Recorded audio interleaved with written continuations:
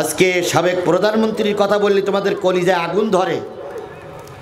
বজলুল হুদা বলে একজন লোককে এই শেখ হাসিনা একেবারে জেলখানার ভিতরে যেয়ে নিজে হাতে জবাই করেছে। কত বড় হয় না,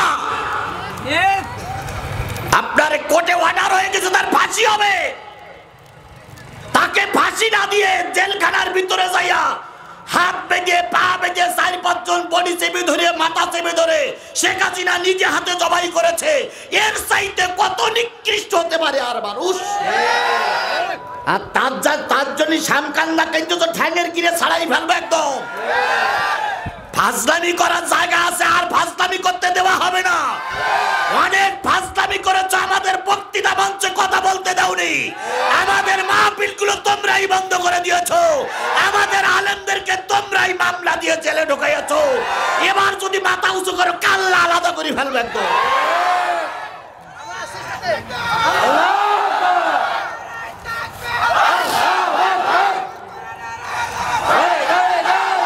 ফাজলামি করো তাই না? এই শেরপুরে তোমরা অনেক নেতা আমার মঞ্চে উঠতে দাওনি, মাহফিল করতে উঠেছি, চারিদিক থেকে তোমরাই ঘিরে ধরে রেখেছিলে, মাহফিলের তলায় তোমরাই হুমকি দিয়েছো কথা বলা যাবে না। তোমাদের আমার প্রত্যেকের চেনা আছে। আমি এই শেরপুরের মাটিতে নতুন আসিনি, অনেক বছর আগের থেকে আমার এই এলাকায় আনাগোনা আছে। কথা বলেন ঠিক না বেঠিক? কে কোন রক্তে জন্ম আমি ভালোই জানি।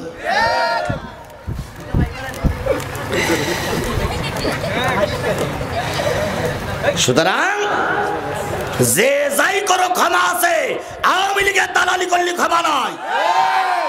15টা বছর তোমরা আমাদের ভোট কেন্দ্রে যেতে দাওনি। আল্লামা সাইদির মতন লোকরে তোমরাই মিথ্যা মামলা দিয়ে মেরে দিয়েছ। কথাগুলো আমি যদিও বলতে চাই না, কিন্তু বলতেই হবে।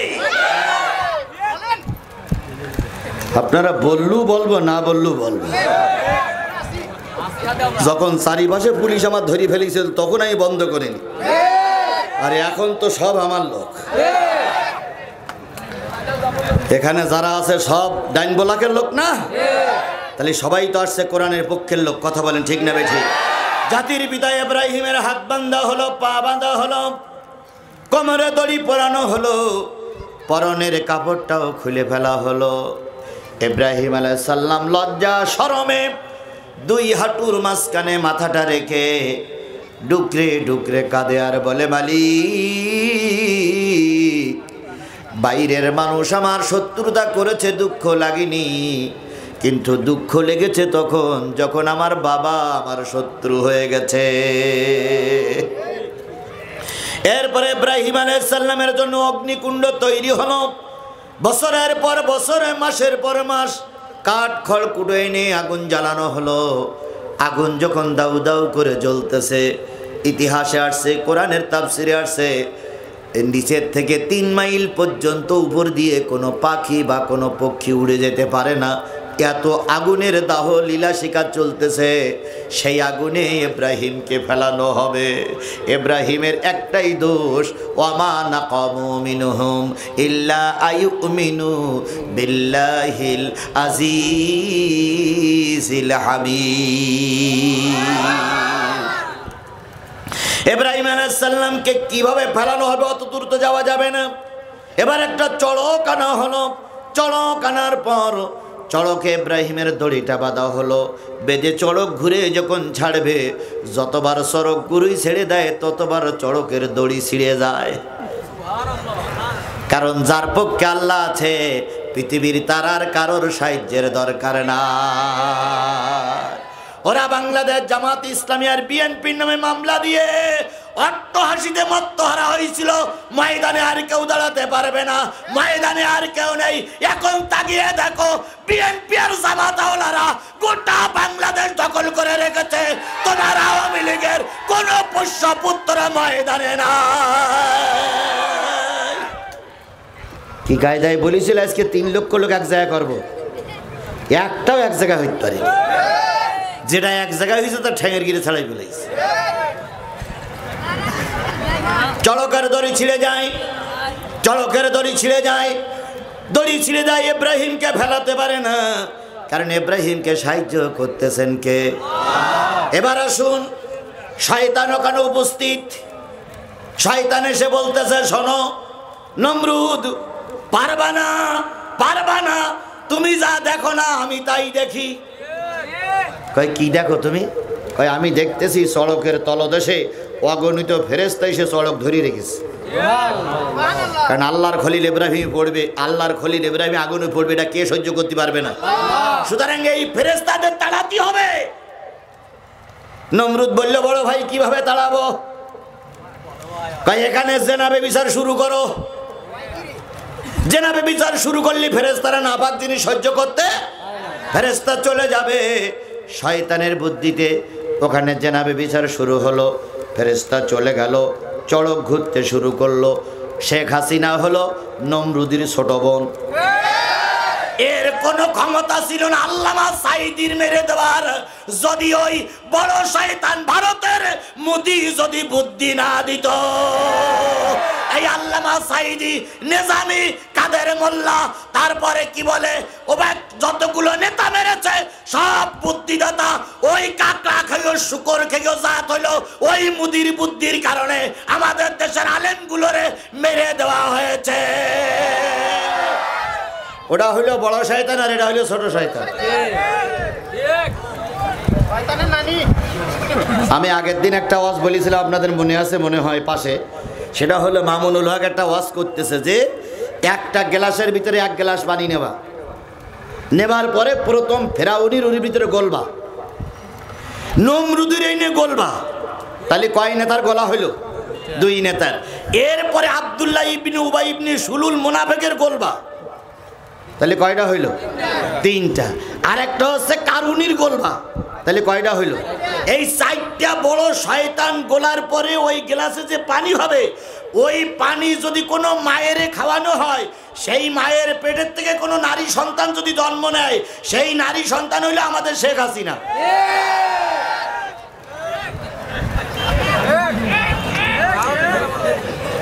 কারণ এরা ফেরাউনির চাইতে আরো নিচে নেমেছে। কথা বলে ঠিক নেবে ঠিক? এরা নমরুদের চাইতে আরো নিচে নেমেছে। এরা হিটলারের চাইতে হিংস্র। আর এর কর্মীগুলো ওই রকম।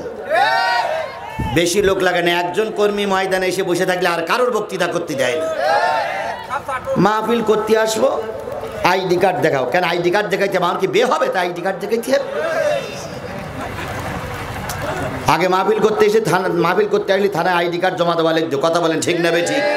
তারপরে মঞ্চে এসে এই রামপন্থী বামপন্থীদের মুখে দাড়ি নাই, এশার নামাজ পড়েছি কিনা জানি না, সারাদিন পেশাব করে ঘন্টা নাড়াতেছে, একবার মনে হয় পানি নেয়নি, কুলুক নেয়নি। ওরাই এসে মঞ্চে এসে বলতো এটা বলা যাবে না, এটা বলা যাবে না, এদিক যাওয়া যাবে না, ওদিক যাওয়া যাবে না, চামড়া খুলি ফেলবে। ওদের সবক শুনে আমাদের কথা বলতে হতো। কথা বলেন, কথা বলেন, কথা বলেন।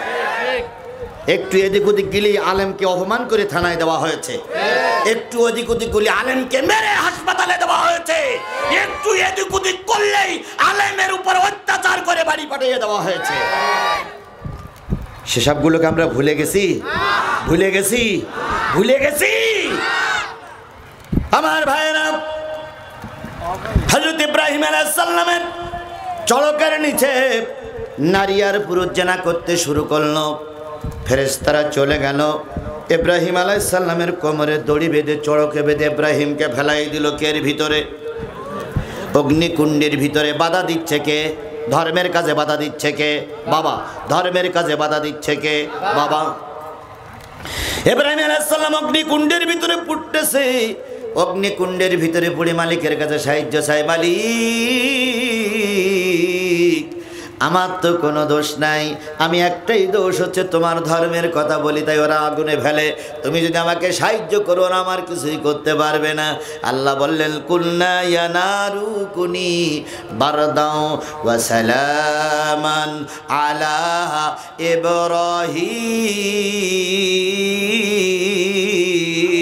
ইব্রাহিম। আগুন রে, আমার ইব্রাহিমের জন্য শান্তিদায়ক হয়ে যা। বেশি ঠান্ডা হবি না, তাহলে সর্দি লাগবে। বেশি গরম হবি না, তাহলে গরমে ভোগবে, এমন শান্তিদায়ক হয়ে যাবা, এয়ার কন্ডিশন হয়ে যাও যাতে সহ্য করতে পারে। পাওয়ার 24-এর বেশি দিও না, আবার কমাই দিও না। এসির মাত্রা 24 দাও, 23 দাও, নাই 20 দাও, এর বেশি দিও না, কম দিও না। বেশি দিলে ঠান্ডা লাগবে, কম দিলে কষ্ট পাবে। আল্লাহ পাক অগ্নিকুণ্ডরে বানাই দিলেন এসি খানা। নমরুদ তার মেয়ে সায়রারে নিয়ে উপরে বসে বসে ইব্রাহিমের পোড়ার দৃশ্য দেখতেছে। কিছুক্ষণ পরে দেখে ইব্রাহিমের হাতের বান্দল খুলে গেছে, পার বান্দল খুলে গেছে, কোমরের বান্দল খুলে গেছে। ইব্রাহিম অগ্নিকুণ্ডের ভিতরে হেঁটে হেঁটে বেড়ায় আর আল্লাহর সাহায্য চায়। নমরুদের হয়ে গেল রাগ। নমরুদ ডাক দিয়ে বলে, এত টাকা দিয়ে আগুন তৈরি করলাম, এত খড়কুটো পোড়ালাম, ইব্রাহিমকে পোড়াবো। ইব্রাহিম আগুনের ভিতরে দৌড়াদৌড়ি করে খেলা করে বেড়ায়। রে আগুন, তোর কি হলো? তুই পোড়াইস না কেন? আগুন বলতেছে, রে নমরুদ, তুই আমার আগুন জ্বালাইছিস ঠিকই, কিন্তু আমি তো তোর কথা মতন চলি না, চলি আমার আল্লাহর কথা মতো। নমরুদ বলতেছে, নমরুদ বলছে, আগুন, তোর কি এই জ্বালাইনের ক্ষমতা কমে গেছে? আগুন যখন বলতেছে, একটু এসে দেখ, একটু এসে দেখ আমার জ্বালানোর শক্তি আছে না, না একটু এসে দেখ। শেখ হাসিনা ওই কথাই বলতেছে, বাংলাদেশ যুবলীগ, ছাত্রলীগ, আওয়ামী লীগ, তোমাদের কি ক্ষমতা কমে গেছে? নাই? তোমরা ওই যারা যারা তোমাদের ঘর বাড়ি জ্বালাচ্ছে, যারা যারা এক থেকে ঘর বাড়ি পড়াই দিতে পেতে চাও না, ওরা এত শক্তিশালী কি করে হইল? আমরাও প্রধানমন্ত্রী বলতেছি, আপনি একটু এসে দেখেন, আপনি একটু এসে দেখেন আমার দেশের যুবকেরা কিভাবে আপনারে বানায়। একটু এসে দেখেন কিভাবে আপনারা চা খাওয়ায়। একটু বাংলাদেশে এসে দেখেন, ওই ভারতে বসে বাকবাকুম করেন না, যদি বাপের বেটি হাত দেশে ফিরে আসে। আর এখন আমাদের দেশের কিছু যুবকেরা বাকবাকুম বাকবাকুম বাকবাকুম করতেছে, হিসাব নাই। তোমাদের মা তোমাদের ফেলে চলে গেল। পৃথিবীর কোনো ইতিহাস বলে না মা সন্তানকে ফেলে রেখে যায়, একমাত্র শুধুমাত্র কেবলমাত্র শেখ হাসিনা। গাই গরু চলে গেছে, বাছুরগুলো রেখে গেছে। বাছুর বেশি লাফালাফি করো না। গাই গরু যে পাতে হেঁটেছ, তোমাদের কই পাতা হাঁটানো হবে। বাংলাদেশে আর লাফালাফি করতে দেওয়া হবে না। বেশি লাফালাফি করলে মা যে পাতে চলে গেছে, সাকেও সেই পাতে পাঠিয়ে দেওয়া হবে। আমার ভাইয়েরা, তাহলে যে জিনিসটা বোঝাতে চাচ্ছিলাম, ধর্মের পথে বাধা সর্বপ্রথম কে? বাবা। সেই বাবা ছিল আজর, ইব্রাহিম আলাইহিস সালামের পিতা। 2 নম্বরে চলে যায় ওয়াবনাউকুম। 2 নম্বরে ধর্মের কাজে বাধা হতে পারে তোমাদের সন্তান। আগে বাধা হলো কি? বাবা। এবার বাপ ধর্মের কাজ করবে, বাধা হতে পারে কি? সন্তান। এরকম বাধা হওয়া সন্তান পৃথিবীতে ছিল না? ছিল না? জোরে বলেন, ছিল কি ছিল না? হযরত নূহ আলাইহিস সালাম ছিলেন আল্লাহর নবী, আর নূহের সন্তান ছিল শয়তানের দালাল। নূহ আলাইহিস সালাম ধর্মের কথা বলবে। নূহ আলাইহিস সালাম বানালেন একটা বিরাট কিস্তি। কি বানালেন? নূহ আলাইহিস সালামের নাম আসলে কিন্তু নূহ না, নূহ আলাইহিস সালামের নাম হলো হযরত শাকের আলাইহিস সালাম। এখন নূহ হইল কেন? নূহ ফার্সি শব্দ, নূহ শব্দের অর্থ হচ্ছে ক্রন্দনকারী। নূহ শব্দের অর্থ কি? হযরত নূহ আলাইহিস সালাম, শাকের আলাইহিস সালাম এমন কান্না কাঁদতেন, কাঁদতে কাঁদতে 2 চোখ বেয়ে পানি পড়তে পড়তে এই চোখের হাড় বেরিয়ে গেছে। তাই আল্লাহ পাক ডাকতেন, ইয়া আইয়ুহান নূহ, হে ক্রন্দনকারী নবী আমার কথা শোনো। সেইখান থেকে নাম আসলো নূহ। হযরত নূহ আলাইহিস সালাম 20 বছর ধর্মের কথা বললেন, একটা লোক কালেমাওয়ালা হইল না। কয় বছর দাওয়াত দিল? 40 বছর দাওয়াত দিয়ে একটা লোক কালেমাওয়ালা হইল না। এবার আল্লাহর কাছে কাঁদতেছে, আল্লাহ আমার দ্বারা হবে না। আল্লাহ কয় কেন? কয় 40 বছর দাওয়াত দিলাম, একটা লোক কালেমাওয়ালা হইল না, তাহলে আর আমার দ্বারা হবে? আল্লাহ বললেন, নূহ রে চিন্তা করিস না, নবুয়াত দিয়ে পাঠাইছে আমি, তোর দিন প্রতিষ্ঠা করার দায়িত্ব আমার।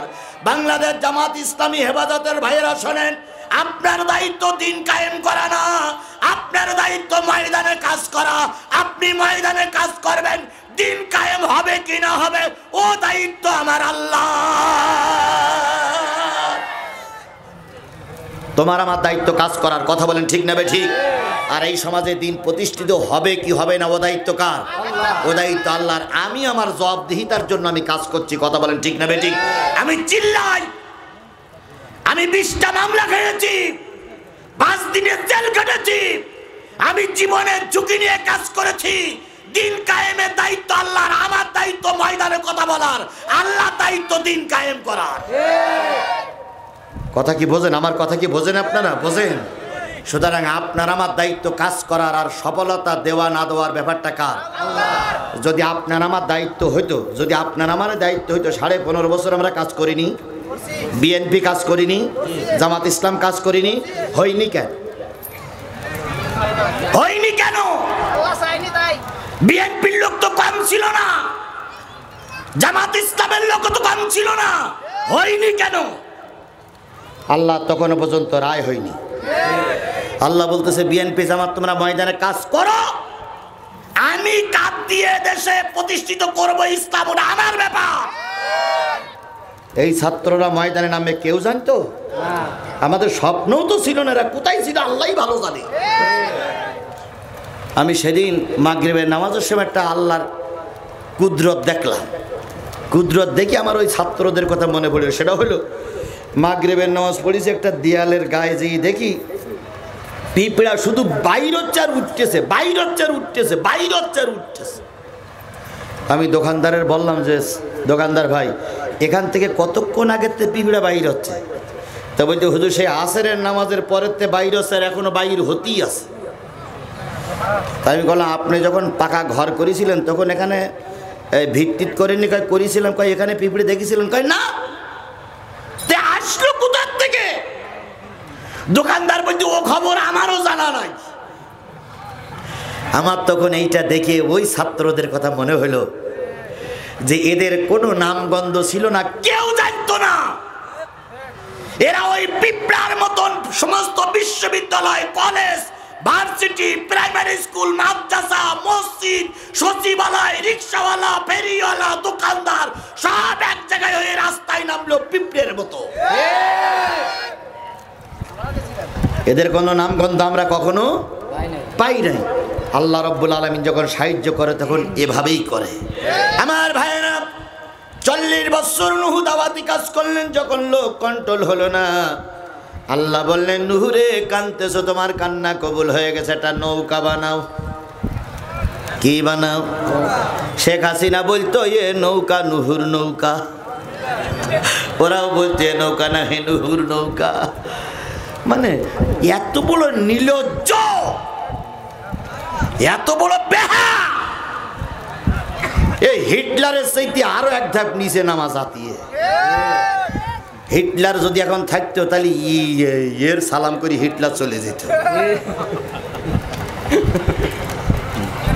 আমি চিন্তা করতাম যে 15 বছরের ভিতরে শয়তান বাংলাদেশে ছিল না, শয়তান সব আমেরিকায় ছিল।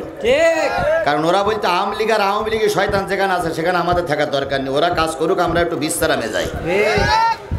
আওয়ামী লীগ আর আওয়ামী লীগের সেই শয়তান, এই বড় ইবলিশ শয়তান এদের কাছে হাজ। আমার ভাইয়েরা, নূহ আলাইহিস সালাম বললেন আল্লাহ আমি কি করব? আল্লাহ বললেন তুমি ধৈর্য ধরো। 40 বছর পরে আল্লাহ বললেন বড় একটা নৌকা বানাও। আল্লাহ নৌকা বানাই হবে কি? কয় যে জাতি তোমার বিরোধিতা করতেছে এদের আর ক্ষমা করা যাবে না, গজব দিয়ে মেরে ফেলতে হবে।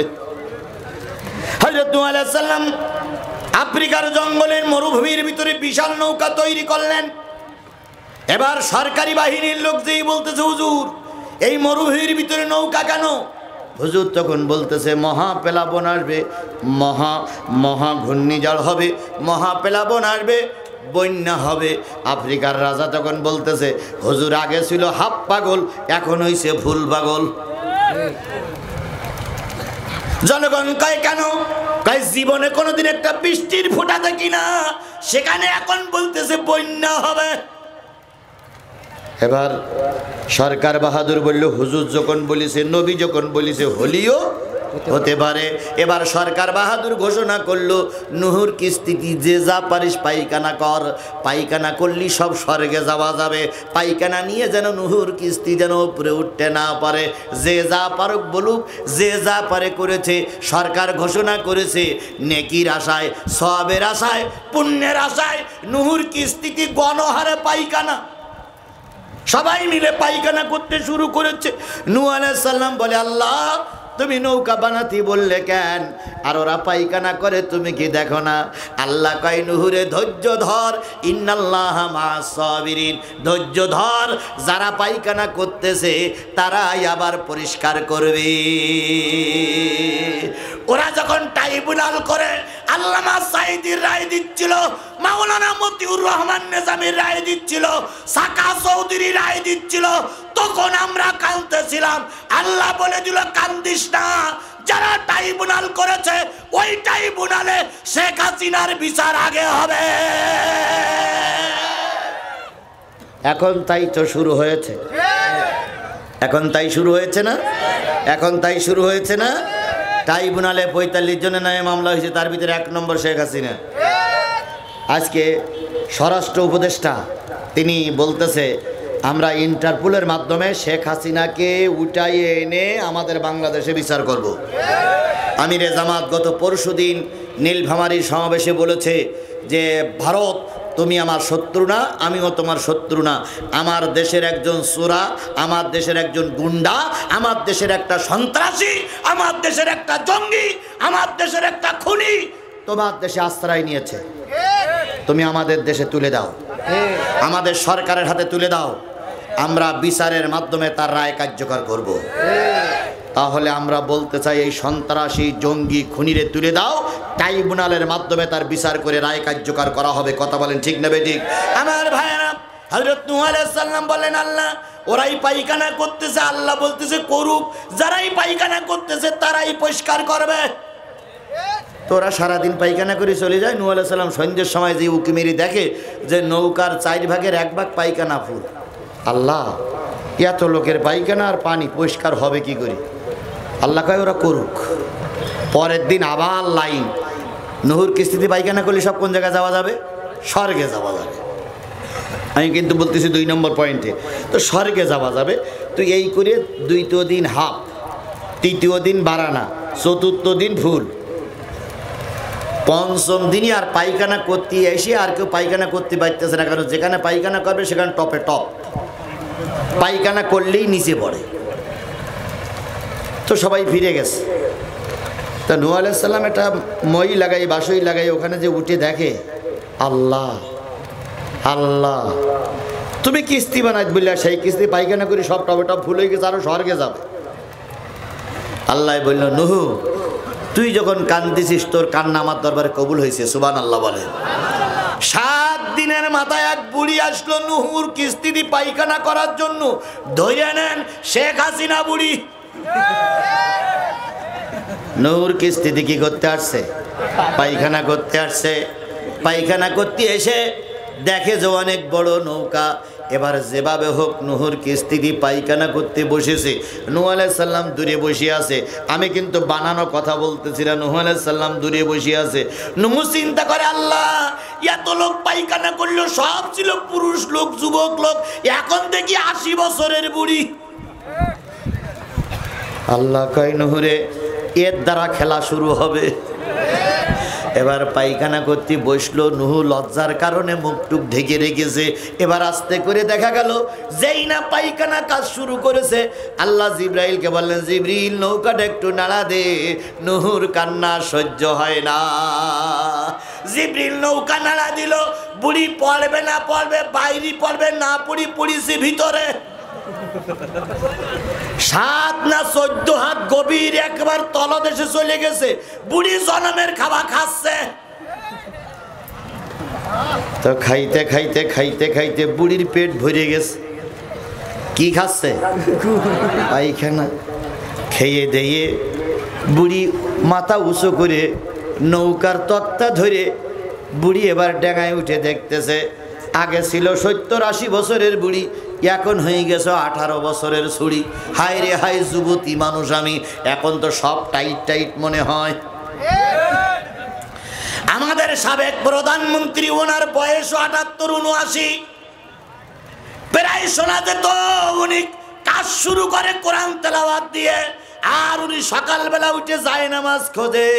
কিন্তু দেখা গেল যখন গণভবন দেশের লোক দখল করলো, তখন যায় নামাজও পাওয়া গেল না, কোরআন শরীফও পাওয়া গেল না। কোরআন শরীফ আর যায় নামাজ গেল কই? আওয়ামী লীগের লোকেরা বলতেছে আমাদের প্রধানমন্ত্রী এত ধর্মভীরু, যাওয়ার সময় যায় নামাজ আর কোরআন শরীফ বগল টাকায় করে নিয়ে গেছে। পাওয়া গেল কি? পাওয়া গেল হলো মদের বোতল। কি পাওয়া গেছে? মদের বোতল। আরো কিছু জিনিস পাওয়া গেছে, সেগুলো বাপ বেটায় অশুনতেছে, আমি বলতে পারবো না রে ভাই। সে একটা আশ্চর্য মলম পাওয়া গেল, যে মলম কাজে লাগে ওই যারা পতিতালায় থাকে তাদের জন্য। পতিতালায় যে মলম কাজে লাগে সেই মলম পাওয়া গেল শেখ হাসিনার ঘরের ভিতরে। তাহলে শেখ হাসিনার চরিত্র কত জানি সুন্দর। এই বুড়ি হয়ে গেল কি যুবতী? বুড়ি এখন আর আগে যারা এলোমেলো চলতেছিল এখন আর পারে না। বুড়ি আগে এসেছিল লাঠি ভর করে, এখন যাচ্ছে বুড়ি একেবারে নিজের পায়ে হেঁটে। জনগণ জিজ্ঞেস করলো, কি রে যাওয়ার সময় লাঠি লাগলে এখন? কয় না, নহর কিস্তিতে পায়খানা করতে আমার শরীর ভালো হয়ে গেছে। তা কি করলে ভালো হয়ে গেল? কয় পায়খানা করতে বইলাম, আর ঝড়ে একটা নাড়া লাগলো, পড়ে গেলাম, পায়খানা খাইছি আর আমার শরীর ভালো হয়ে গেছে। পরের দিন ইমানের হাকিকাত আসলো, জিহাদের হাকিকাত আসলো। এক কথায় দুই কথায় কিছুদিন বই দিতে না দিতে আমার দিলের ভিতরে পরিবর্তন আসলো। আমি চিন্তা করলাম নামাজ রোজা ছাড়া, আল্লাহর কাজ করা ছাড়া নাজাতের কোনো পথ খোলা নাই। আমি নামাজ পড়তে শুরু করলাম। শিবিরের পোলাপানের সঙ্গে আমার পরিচয় হলো। আস্তে আস্তে করে শিবিরের সমর্থক হলাম, কর্মী হলাম, সাথী হলাম, সদস্য হলাম। এখন আমি বেরিয়ে এসে জামাত ইসলামে যোগ দিয়েছি। এই হলো আমার পরিচয়। বাবা ছিল আওয়ামী লীগ, আমি হয়েছি জামাত শিবির। আমি তখন বলতেছি আল্লাহ, ওই গেল ফেরাউন আর এই হলো মুসা। ফেরাউনের ঘরেই মুসার জন্ম। তাহলে আজও দেখা যায় কিছু কিছু বাপ সন্তানের কাছে বাধা, আবার কিছু কিছু সন্তান বাবার কাছে বাধা। যেমন নূহ নবী আলাইহিস সালামের কাছে তার সন্তান বাধা। 2 নম্বর পয়েন্ট শেষ। কয়টা বাধা বলেছি? 8টা। 3 নম্বর, ওয়া ইখওয়ানুকুম, তোমাদের কাজে তোমাদের ভাইরা বাধা হতে পারে। ভাইরা যদি আমাদের কাছে বাধা না হতো, শেরপুরের কোনো মানুষ জেলখানায় যেত না। এক ভাই জেল খেটেছে, আর এক ভাই আওয়ামী লীগের সঙ্গে আনন্দ নিয়েছে, ফায়দা নিয়েছে। কথা বলেন ঠিক না বেঠিক? এক ভাইয়ের কারণে আর এক ভাই জেলে গেছে। বলুন তো, আমাদের জেলে যাওয়ার জন্য কি হিন্দুরা দায়ী? না। আমাদের জেলে যাওয়ার জন্য কি খ্রিস্টানেরা দায়ী? না। আমাদের জেলে যাওয়ার জন্য আমার প্রতিবেশী, আমার ভাইরাই দায়ী। আমার ঘরের গায়ে ঘর, আমি 2 বিঘে জমি কিনেছি, এইটার সহ্য হয়নি বলে ও আওয়ামী লীগের সঙ্গে যোগ দিয়ে থানায় আমার নামে মিথ্যা অপবাদ দিয়ে রাতের অন্ধকারে আমাকে পুলিশই ধরাই দিয়েছে। আমারই ভাই। কথা কি বাড়াই বললাম? কথা কি বাড়াই বললাম? আপনারা যারা এই কোন ইউনিয়ন, সুঘাট না? সুঘাটের ইউনিয়নের যতগুলো লোক জেল খেটেছেন, হিসেব করে দেখুন, কেউ না কেউ এখান থেকে শয়তানি করেছে, নতুবা পুলিশের কোনো দায় পড়েনি আপনার ধরে নিয়ে যাবো। কেউ না কেউ এখান থেকে শয়তানি করেছে, কেউ না কেউ আপনার নামে মামলা ঠুকে দিয়েছে, কেউ না কেউ আপনাকে রাজাকার বানাই দিয়েছে। সুতরাং ভাইয়ের কাছে ভাই বাধা। কথা বলেন ঠিক না বে ঠিক? বলুন তো, ইউসুফ আলাইহিস সালামরা কয় ভাই? 7 ভাই। ইউসুফ আলাইহিস সালামরা মোট হলো 12 ভাই। ইউসুফ আলাইহিস সালামের বনিয়ামিন 2 ভাই, এক মার পেটের, আর এক মার পেটের হলো 10 ভাই। খালি মোট কয় ভাই? 12 ভাই। 2-1 উঠতেছেন, 2-1 ওটাও কিন্তু ভালো লক্ষণ নয়। আমি কয়টা কাজে ইসলামের পথে কয়টা কাজ বাধা? আপনারা যদি মনে করেন যে হুজুর আমি পড়িয়ে নেব, আপনার বলা লাগবে না, আমি পড়িয়ে নেব, অনেক আলেম আছে তো আমি পড়িয়ে নেব, অবশ্যই আপনি পড়ে নেবেন, অবশ্যই আপনি পড়ে নেবেন। আপনি বাড়িতে যাই আজকে এখন বাড়িতে যাইয়ে সূরা তাওবার 24 নম্বর আয়াত পড়ুন, দেখুন ধর্মের কাজে বাধা কয়টা? কিছু কিছু হুজুররা বাধা আছে, যাচ্ছি সে পর্যন্ত। ধর্মের কাজে হুজুররাই বাধা, ধর্মের কাজে হুজুররাই বাধা। যদি ধর্মের কাজে হুজুররা বাধা দিত না দিত, যে হুজুররা ধর্মের কথা বলে ওই হুজুররা দিন কায়েমের পক্ষেই ওরাই বিরোধিতা করতেছে। সরমনাই আর হেফাজত মারামারি লেগেই আছে, জামাত ইসলাম আর কওমি গ্রুপ মারামারি লেগেই আছে। আবার এতদিন শুনতাম যে অন্তত সবার ভিতরে মারামারি থাকলে টোপলা টুপলিদের ভিতরে মারামারি নেই। এখন দেখতে তাবলিগের দুই গ্রুপ, সাদ আর জুবাইর গ্রুপ। এবার ইজতেমা হবে কিনা আল্লাহই ভালো জানে, এবার ইজতেমা করতে পারবা কিনা আল্লাহই ভালো জানে। সুতরাং টুপিওয়ালারা টুপিওয়ালাদের কাছে বাধা। আমি আসতেছি, একটু পরেই আসতেছি, আমাকে অন্তত সময় দেন। বন্ধুগণ, ইউসুফ আলাইহিস সালামরা ছিল কয় ভাই? ইউসুফ আলাইহিস সালাম যে মায়ের পেটের থেকে এসেছিলেন, সেই মায়ের পেটের থেকে আরেকটা সন্তান এসেছিলেন, তার নাম হলো বনিয়ামিন।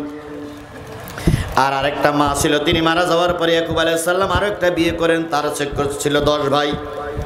ইউসুফ আলাইহিস সালাম ছিলেন সবচেয়ে বেশি সুন্দর মানুষ। পৃথিবীতে যতগুলো সুন্দর মানুষ এসেছেন, আমার নবী ছিল সুন্দর, আর ইউসুফ আলাইহিস সালাম ছিলেন সুন্দর। ইউসুফ আলাইহিস সালামকে পেয়ে ইয়াকুব আলাইহিস সালাম বড় খুশি হয়ে যেতেন।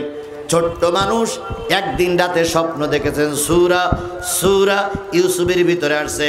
ইউসুফ আলাইহিস সালাম স্বপ্ন দেখতেছেন 10টা 11টা তারা আর চন্দ্র সূর্য আমার পায়ে সেজদা করতেছে। এই সেজদা কিন্তু আসলে সেই সেজদা নাই, এই সেজদা হলো সম্মানী সেজদা। কথা বলেন ঠিক না বেঠিক? অনেক সময় স্বপ্ন দেখে মানুষ পাগল হয়ে যায়। আশরাফ আলী থানভী রহমাতুল্লাহ আলাইহির কাছে এক পুরুষ লোক যাই বলতেছে, হুজুর আমি এমন এক স্বপ্ন দেখেছি যে স্বপ্নর বিরাট বিপদ। তো বলতেছি কি?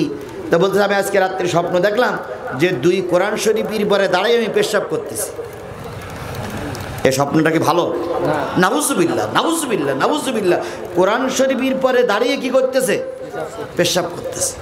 আশরাফ আলী থানভী বললেন, তুমি কি মনে করতেছো? কয় হুজুর ধর্ম শেষ, আমার ঈমান শেষ। আশরাফ আলী থানভী বললেন, না বাবা, তোমার পরিবারে কয়টা ছেলে মেয়ে? কয় হুজুর আমার পরিবারে 2টা ছেলে। কয় আমি বলতেছি তুমি 2 ছেলে বাবা হয়েছো, তোমার 2 ছেলে কোরআনের হাফেজ হবে। সুবহানাল্লাহ বলেন, সুবহানাল্লাহ বলেন। ওই হাফেজ যতই হোক তুমি বাবা, আর তোমার পায়ের তলায় থাকবে 2টা ছেলে, এই জন্য তোমার 2 ছেলে কোরআনের হাফেজ হবে। তাই আল্লাহ পাক স্বপ্ন দেখাচ্ছে তুমি দিছে কোরআনের পরে পা রেখেছো, তার মানে আসল কোরআন নয়, ওই কোরআন তোমার ছেলে। আমি আশরাফ আলী বলতেছি তুমি 2 ছেলে হাফেজের বাবা হবা। এই জন্য অনেক স্বপ্ন অনেক রকম দেখা গেলে স্বপ্নের ব্যাখ্যা অন্য রকম হয়। হযরত ইউসুফ আলাইহিস সালাম এই স্বপ্ন যখন বললেন, ইয়াকুব আলাইহিস সালাম বললেন 11টা তারা হলো, ওরা 11 ভাই, চন্দ্র সূর্য আমরা স্বামী স্ত্রী সব ইউসুফ আলাইহিস সালামকে সিজদা করতেছি, মানে ইউসুফের নবুয়তের কাছে আমরা মাথা নত করতেছি। ইয়াকুব আলাইহিস সালাম ডাক দিয়ে বললেন, ইউসুফ রে, এ স্বপ্ন সাংঘাতিক স্বপ্ন, এ স্বপ্ন কারোর সঙ্গে বলা যাবে না। হযরত ইউসুফ আলাইহিস সালাম ছোট মানুষ, এখনো স্বপ্নের ব্যাখ্যা জানে না, কিন্তু স্বপ্ন দেখে ফেলেছে। এবার ভাইদের সঙ্গে গল্প করলো, ভাইদের সঙ্গে গল্প করার পরে এক পর্যায়ে ভাইরা বুঝে ফেললো ইউসুফ আলাইহিস সালাম একদিন নবী হবে। ইউসুফ আলাইহিস সালামকে বা তারা ষড়যন্ত্র করতে শুরু করলো, কিভাবে মারা যায়। ইউসুফকে না মেরে দিলে বাবার কাছে আমরা পরিচিত হতে পারবো না, বাপের কাছে আমরা আপন হতে পারবো না। ইউসুফ আলাইহিস সালামকে ষড়যন্ত্র করে মারতে শুরু করলো, মারবে পরিকল্পনা করলো। একদিন ছেলেরা যেয়ে বলতেছে, আব্বা আমরা ছাগল চড়াইতে যাই, ইউসুফ আলাইহিস সালামকে আমাদের সঙ্গে না নেগালে ভালো লাগে না, আমাদের সঙ্গে একটু ছাগল চড়াতে দেন। গল্প আপনাদের জানা আছে, সূরা ইউসুফের কাহিনী আপনারা শুনেছেন। ইউসুফ আলাইহিস সালামকে 10 ভাই ষড়যন্ত্র করে নিয়ে গেল, নিয়ে যাওয়ার পর ফেলাই দিল কিসের ভিতরে? এক কথা বলেন, কিসের ভিতরে ফেলাই দিল? কুয়ার ভিতরে ফেলাই দিল। ইউসুফ আলাইহিস সালাম কুয়ায় পড়ে কান্দে কার কাছে? বলুন তো, ইউসুফ আলাইহিস সালামের এই কুয়ায় ফেলানোর ব্যাপারে বাধা সৃষ্টি করলো, কুয়ায় ফেলানোর ভিতরে ষড়যন্ত্র করেছিল কারা? ভাইয়েরা, আজকেও আমাদের দেশে এক ভাই আর এক ভাইয়ের শত্রু। শেখ হাসিনা মুসলমান না কাফের? আমরা মুসলমান মনে করি, তাহলে ও মুসলমান, আমি মুসলমান, ও আমার নামে মামলা দেবে কেন? ও আমার নামে মামলা দেবে কেন? এই শেরপুর যতগুলো লোক আমলিক করেন, আপনিও শেরপুরের মানুষ, আমিও শেরপুরের মানুষ। আপনিও মসজিদে নামাজ পড়েন, আমিও মসজিদে নামাজ পড়ি। আপনি ঈদগাহে নামাজ পড়তে যান, আমিও ঈদগাহে নামাজ পড়ি। আপনি মাদ্রাসার পাশে বাস করেন, আমিও মাদ্রাসার পাশে বাস করি। আপনি আমার নামে মামলা দেবেন কেন? আপনি না আমার ভাই। দেখবেন একদল হুজুররা ওয়াজ করলে আর একদল হুজুররা গিড়গিড় করতে লাগে। এরা শুধু ওই হুজুরদের ভুল ধরার জন্য চেষ্টা করে। আচ্ছা তুমি বলো তো ভাই, আমি 2 ঘন্টা ওয়াজ করি, তুমি আমার ভুল বের করলে, তুমি বিরাট মুফতি, বিরাট মুহাদ্দিস, বিরাট মসজিদের ইমাম, তুমি ওই রকম মঞ্চে দাঁড়িয়ে 2 ঘন্টা ওয়াজ করে এই 3-4 হাজার 5 হাজার লোক এক জায়গায় ধরে রাখো দিন, দেখি তুমি কিরকম পারো। ও পারবে না, কিন্তু ভুল ধরতে পারবে। ওরা মুছতে পারে না, কিন্তু ওরা লিখতে পারে না, ওরা মুছতে পারে। এই জন্য ভাই, এক ভাই আর এক ভাইয়ের কি স্বরূপ? আয়না স্বরূপ। আয়নার ভিতরে চেহারা দেখো, তোমারও ভিতরে দোষ আছে, ওনাদের ভিতরে দোষ আছে। এই জন্য ভাই ভাই দোষ যদি মীমাংসা করে আমরা চলতে পারি, এই সমাজে কারোর কোনো ক্ষতি হবে না। এই জন্য এখন সব টুপিওয়ালাদের, তাবলিগির টুপি, চরমনার টুপি, হেফাজতের টুপি, কৌমি টুপি, আলিয়ার টুপি, জামাতের টুপি, তারপর ইসলামী আন্দোলনের টুপি, সব টুপিওয়ালাদের আসতে হবে একই কোরআনের ছায়াতলে। যদি সব টুপিওয়ালারা এক কোরআনের ছায়াতলে আসতে পারি, চরমনাই হুজুরা প্রার্থী দেবে যেখানে চরমনাই হুজুরের জোর আছে। বাংলাদেশ জামাত ইসলাম প্রার্থী দেবে যেখানে জামাত ইসলামের জোর আছে। হেফাজত প্রার্থী দেবে যেখানে হেফাজতের জোর আছে। তাবলিগ প্রার্থী দেবে যখন তাবলিগের জোর আছে। এভাবে করে যদি বাছাই করে সব টুপিওয়ালারা এক প্ল্যাটফর্মে আসতে পারি, আগামী নির্বাচনে টুপিওয়ালাদের কেউ হারাতে পারবে না। কথা বলে ঠিক দেবে ঠিক? এই জন্য আজকের এই মাহফিল থেকে একটাই স্লোগান, সকল দলের দেখা শেষ, টুপিওয়ালার বাংলাদেশ। তাহলে স্লোগানটা কি হবে? সকল দলের দেখা শেষ, টুপিওয়ালার বাংলাদেশ। এবার বলি, বিএনপি ভাইয়েরা ইসলামের পক্ষে না বিপক্ষে? অবশ্যই ওনারা ইসলামের পক্ষে। আমি বলি, জামাত আর বিএনপি, আমরা হাজারো চেষ্টা করে, হাজারো মামলা খেটে, হাজারো রক্ত দিয়ে এদেশকে স্বাধীন করেছি। এখন 2টা দলের ভিতরে কোনো ভেদাভেদ সৃষ্টি করা যাবে না। এখন 2 দল এক হয়ে না থাকলে ওই আওয়ামী লীগ আবার চুট করে ঢুকে পড়বে। ওই 2 দল যদি আমরা এক না, ওই আওয়ামী লীগ আবার ক্ষমতার মস্তদে যাবার চেষ্টা করবে। এই জন্য বিএনপি আমার ভাই, জামাত আমার ভাই, যেখানে যাকে প্রার্থী নিযুক্ত করা হবে আমরা সবাই মিলে তার পক্ষে কাজ করব। তবু আওয়ামী লীগের ময়দানে কাজ করতে দেওয়া হবে না, হবে না, হবে না। সুতরাং বিএনপি ভাইদেরকে বলি, জামাতের ভাইদেরকে বলি, কোনো রকম বিঘ্ন সৃষ্টি করার চেষ্টা করা যাবে না। আল্লাহ আমাদের বোঝার তৌফিক দান করুক। ভাই বসে, দোয়া হবে। ইউসুফ আলাইহিস সালামকে কুয়ার ভিতরে ফেলেছিল তার ভাইরা, কথা বলে। আচ্ছা, কুয়ার ভিতরে ফেলে কি মারতে পেরেছিল? বাংলাদেশ জামাত ইসলামের ভিতরে একজন বক্তা ছিলেন মাওলানা দেলোয়ার হোসেন সাইদি। উনি কি শুধু জামাতের বক্তা? এই মুসলমান কথা বলেন, উনি কি শুধু জামাতের বক্তা? উনি গোটা বাংলাদেশ নয়, গোটা বিশ্বের মুসলমানদের কাছে ছিল উনি অনেক প্রিয় একজন বক্তা। এই প্রিয় বক্তারেও ষড়যন্ত্র করে বাংলাদেশের আওয়ামী লীগের কিছু নেতা কর্মীরা আর এই দেশের কিছু সুবিধাবাদী হুজুররা আল্লামা সাইদির বিপক্ষে যেয়ে আল্লামা সাইদিকে জেলখানায় ঢুকে ঢুকে মেরে দিয়েছে। ভাই আমি কি এখনই মোনাজাত করে দেব? তাহলে ওই কটা লোক উঠতেছে, ঘটনাটা কি? নিঃসন্দেহে ওনারা কি আওয়ামী লীগের লোক?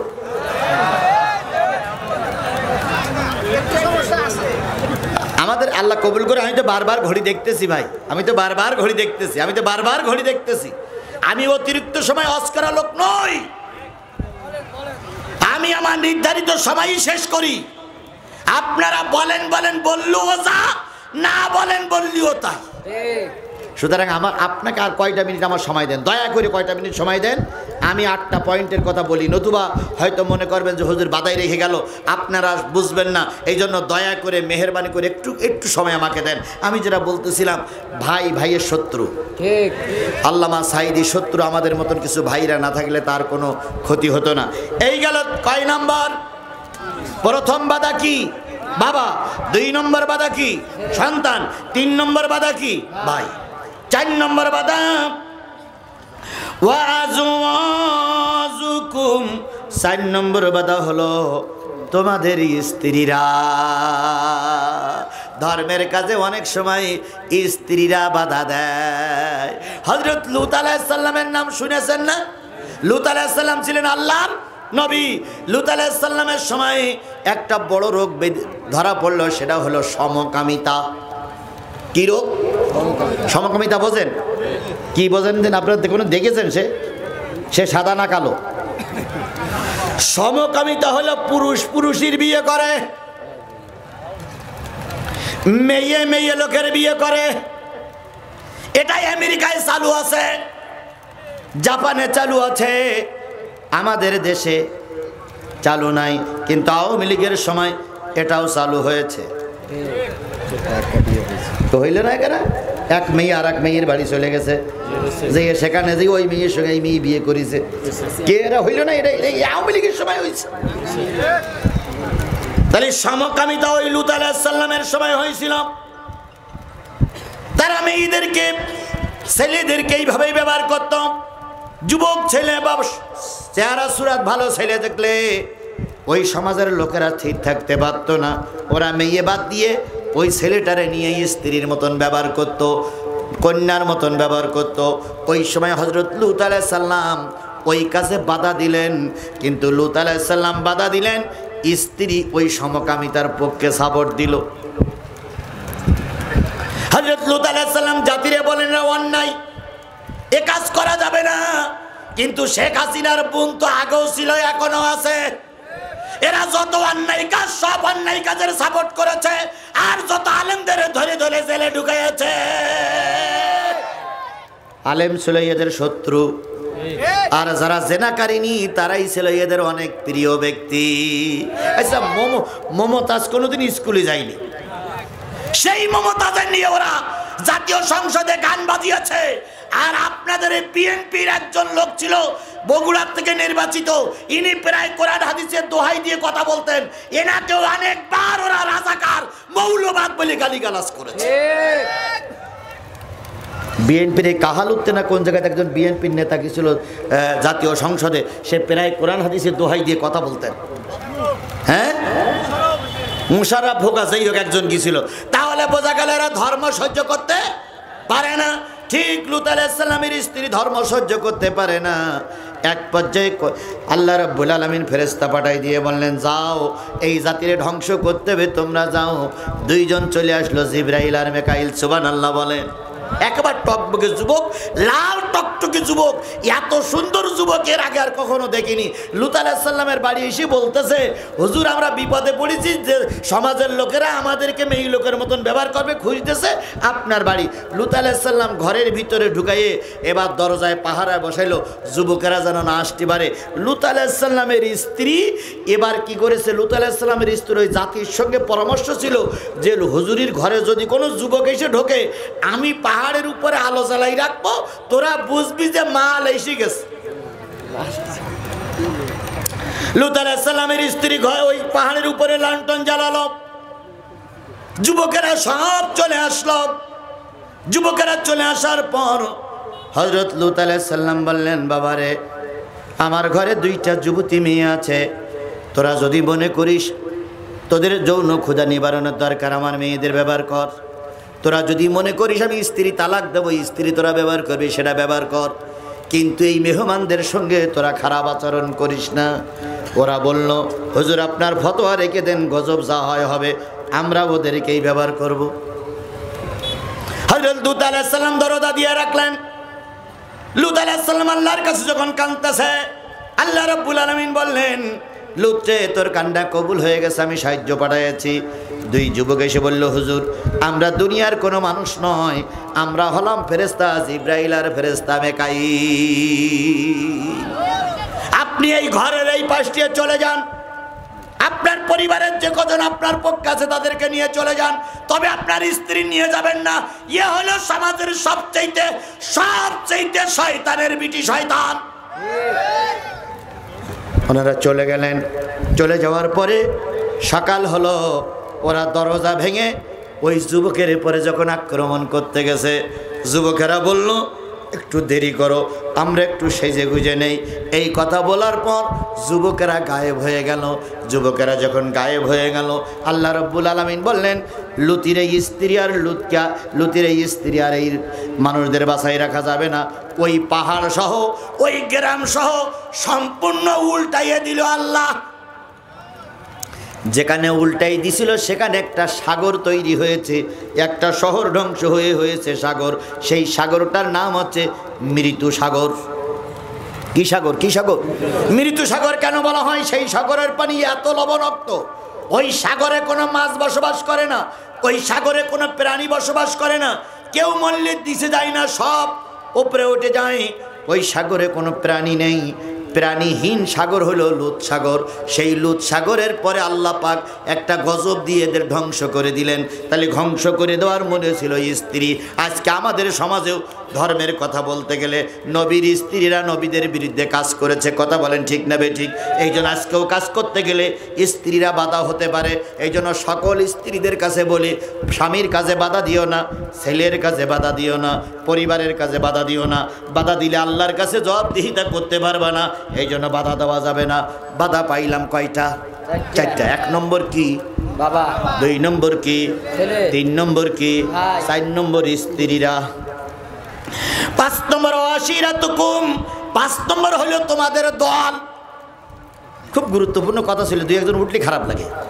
পাঁচ নম্বর হলো তোমাদের দল।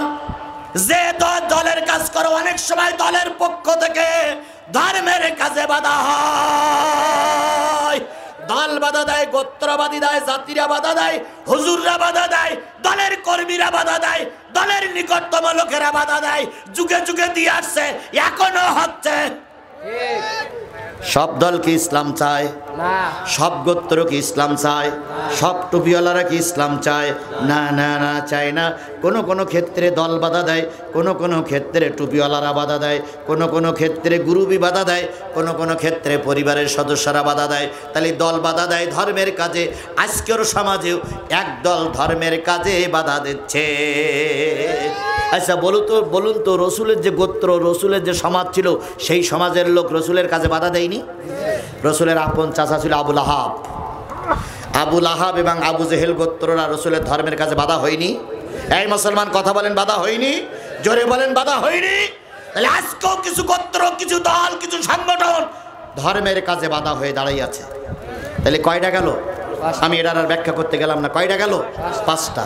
এই গেল পাঁচটা। এটা হলো পাঁচটা হলো বাহ্যিক বাধা, আর এরপরে তিনটে হলো ও আমল। মালের কারণে ধর্মের কাজ মানুষ করে না, মানের মহব্বতে মানুষ ধর্মের কাজ করে না। নিকতারাব তুমহা, অত্যন্ত কষ্ট করে মাল কষ্ট করে উপার্জন করেছ, তুমি চিন্তা করছো আমি ধর্মের কাজ করতে গেলে মালের ক্ষতি হবে, এই জন্য কেউ ইয়ানা তো দেয় না, মালের কাজও করে না, মাল ক্ষতি হবে এই জন্য ধর্মের কাজ। তাহলে ধর্মের কাজ করতে গেলে মাল একটা বাধা, মাল একটা কি বাধা। ও তিজারাতুন তাকশাউনাহা কাসাদাহা, মাল ধর্মের কাজ করতে গেলে ব্যবসা একটা বাধা। আমি ব্যবসার কাজ করতেছি, এখন যদি ওই দলের লোক হয়ে যায় আমার ব্যবসায় কি হবে? ভাটা পড়বে, ব্যবসার কাজ করা যাবে না। আল্লাহ বলতেছে 7 নম্বর বাধা হলো ব্যবসা।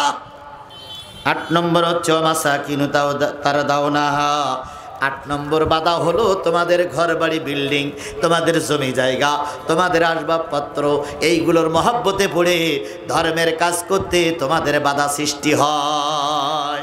আহাব্বা ইলাইকুম মিনাল্লাহি ওয়া রাসূলি, আল্লাহ বলতেছেন এই 8টা কাজের মহব্বতে পড়ে তোমরা যদি আল্লাহ তার রসুল জিহাদ ফি সাবিলিল্লাহ থেকে দূরে সরে যাও, তাহলে আল্লাহর পরবর্তী নির্দেশ না আসা পর্যন্ত অপেক্ষা করো।